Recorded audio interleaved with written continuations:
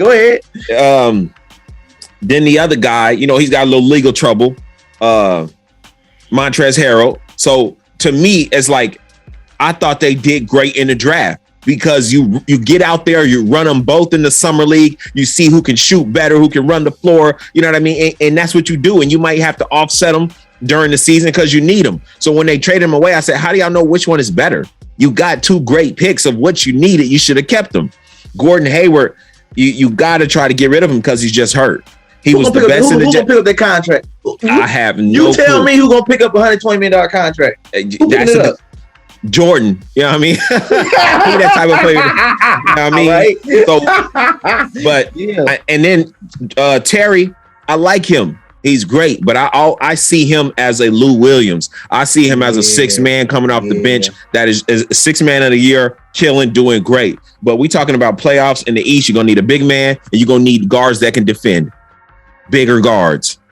You made a valid point with Terry.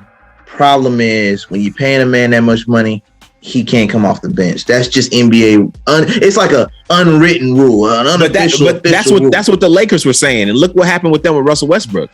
I mean, you cannot let the money dictate the game. You're right. I mean, you just can't if you want to win.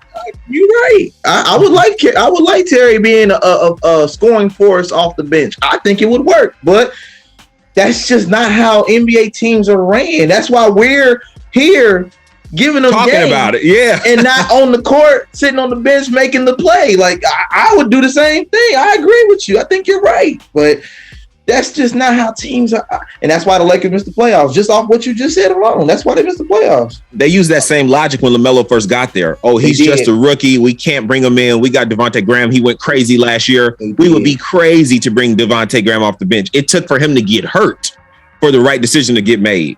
But that's usually how it goes. That's usually how it goes. So when is somebody going to be an innovator in the game and say, let's just make the right decision? We made the wrong decision paying this guy this or that. Oh, well, we got to bite the bullet on this. Let's go with what wins. Everything, to me, make it make sense. Just make it make sense. So I really like Terry Rozier. And then we got to talk about Miles Bridges. It's all messed up now. Because if they were to max out Miles Bridges, now what do they offer LaMelo? I mean, their money is running out. So it's like now when he should have been the number 2 person you make sure you keep, now you got him 4th on the list. You got Gordon Hayward, Terry Rozier, and LaMelo Ball above him as people you can keep with money. So what they're going to try to do is call his bluff and go as high as they can, but not high enough when Miles Bridges is feeling himself. And not in a bad way, because he went out there and he did something. So I even understand the Hornets being in a position, if they do give Miles the max, now they're in a flux with LaMelo. So what everybody thinks is that they're choosing between Gordon Hayward and Miles Bridges. That's not what it is. The contracts are bad with Gordon Hayward. Nobody wants to pick that up. So right now they're trying to pick between Miles Bridges and LaMelo and find out how to keep both. That's what's really going on. The report that I saw was that they're trying to renegotiate and restructure contracts on role players to re-sign Miles Bridges. But then I also got a report that if he doesn't agree, they're going to try to make that a DeAndre Ayton situation where they can send him to Phoenix and get DeAndre Ayton to Charlotte for the 5. Now, either way, I think they screwed up by overpaying multiple players. We ain't even mentioned Nicholas Batum and how he did that contract before he went to. That's still on the books. Let's not sleep on that now. Still cleaning that up. That's still a mess. We need a 5. A 5 that's like averaging a double-double block machine. That's why Miles Turner is in the conversation with the Pacers. So I saw that. So but what do you give up to get Miles? Because Miles is under contract. It's on Miles Bridges is the only one that is the bargaining chip to let.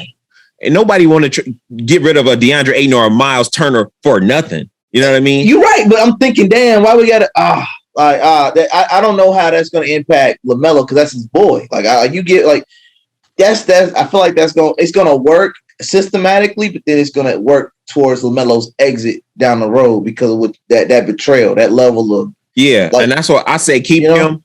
And when in the draft they got both of those centers, and I didn't really know them because I don't watch college hoops like that. I went and watched. Nice. I went and watched a few mixtapes, right? And I said, nice. They're both nice. Yeah.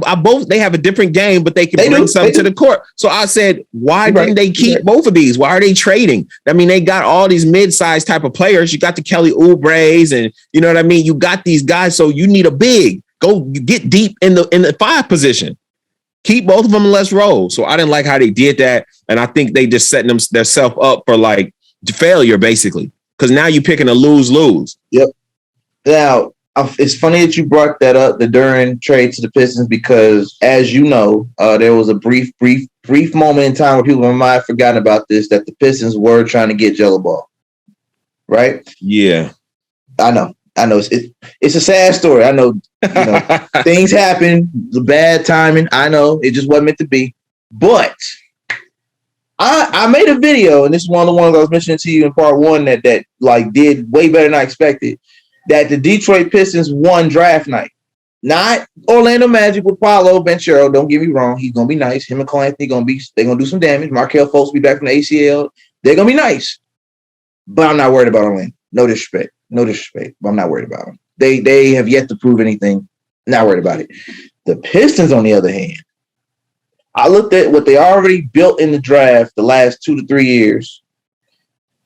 I look at who they end up getting from Charlotte with Jalen Duren, adding that to the mix, because the only 5 they had was Luka Garza, and I'm not really impressed by what he does up to this point. And you have Marvin Bagley, who is a 4 that can stretch a 5, but he don't stay healthy and he's inconsistent. I'm not too worried about that.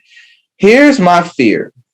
The Pistons got better because they got who they wanted. They got Jaden Ivey, who everybody wanted, that couldn't get him, but everybody wanted him. And you got Jalen Duren from Charlotte as a gift. He was gifted, Jalen Duren. What I think might end up happening with Steve Clifford coming into the mix, this is how we get into the coaching situation as well. You're going up against teams that should be in the play-in or playoff picture in the East, because the East got better the last few years. Let's not sleep on the Chicagos, the Milwaukees, and everybody else that's in the mix, the Wizards, the Heat. I can name teams that all are a threat to the Charlotte Hornets making the playoffs. What you just did on draft night might be the undoing of you making the playoffs, because not only did you not get the coach that you were supposed to get or coaches you could have had, you're about to possibly lose Miles Bridges. You don't have a 5 that's proven yet. You have a coach that has a terrible coaching record. Terrible coaching, in my opinion. And I don't think that he has the ability to get the respect of the locker room. I'm seeing reports that Steve Clifford has the respect of coaches in the league. That's cute. That's real cute. But what is that? How does that apply to your locker room? When you have a LaMelo Ball who's a rock star, he knows he's that guy. LeVar was telling y'all he was going to be the best one since day one. So he had that in his head early. He's had the ego, right? He's a superstar. He knows it. You get a coach that doesn't have a voice to rein him in and humble him a little bit when he needs to be humbled.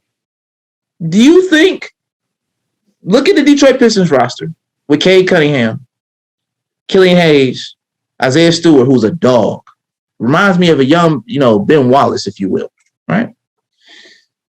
And they just got Jalen Duren. From what I saw, I've seen both Mark Williams and I've seen the footage.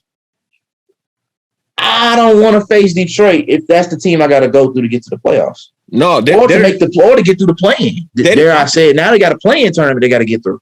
They could be the new Grizzlies. Like, you know what I mean? They got some nice young heat coming together at the right time. Problem. Like, I see next year, maybe not this year, but next year, they could be the new Grizzlies. I mean, like, they put together very nicely. And them boys can hoop. So Dwayne Casey is the coach of the year. Let's not sleep on Dwayne Casey.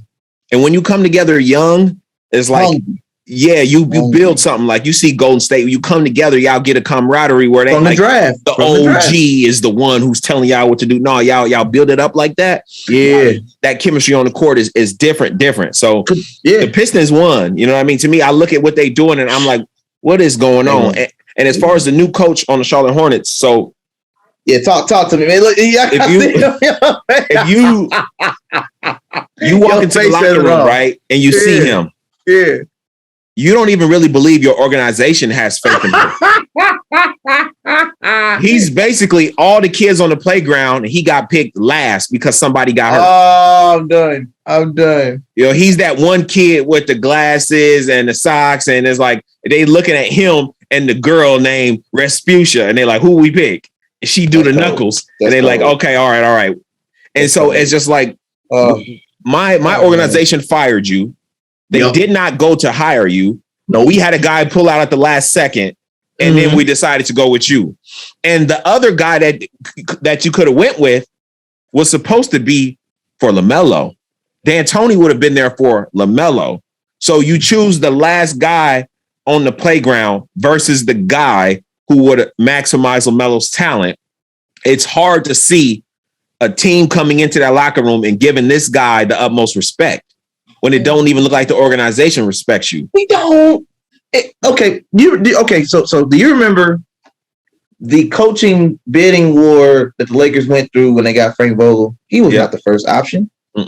Jason Kidd was the next in line, but Jason Kidd got the gig in Dallas. Right. So they're like, well, we can get Frank Vogel. It was like, I mean, you all right, we take you. Yeah. They didn't want to pay Ty Lue. They didn't want to give Ty Lue the 5-year deal. They lowballed him because he was LeBron's guy, and he got the job down the hall. We all know Ty Lue should have been the coach, but that's a whole nother conversation for another day. But the point of the Hornets would have been better off showing they had